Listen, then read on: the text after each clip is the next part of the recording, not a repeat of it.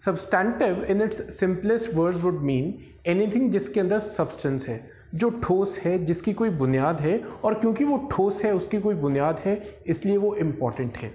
Let's see how Shekhar Gupta uses it in a clipping.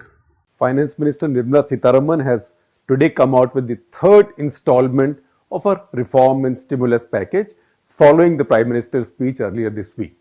This one focused on agriculture. So once again, the substantive parts, the details, the understanding of all of that, you've already got from Ela Patnaik. She's an eminent economist, writes exclusively for us. So please, if missed it, please see the live recording she did with our managing editor, YP Rajesh. So let's paraphrase and jot down the usage here. You have already got substantive part and details from Ela Patnaik.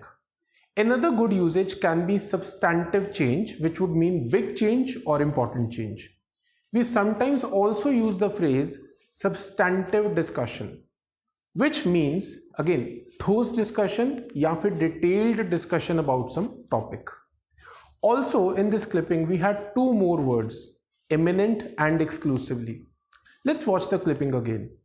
Finance Minister Nirmala Sitharaman has today come out with the third installment of her reform and stimulus package following the Prime Minister's speech earlier this week.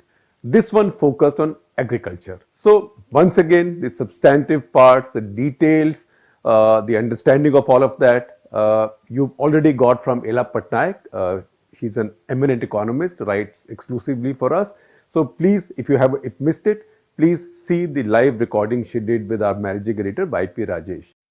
She is an eminent economist, writes exclusively for us. Eminent means मशहूर या फिर जिसकी अपने field में reputation है.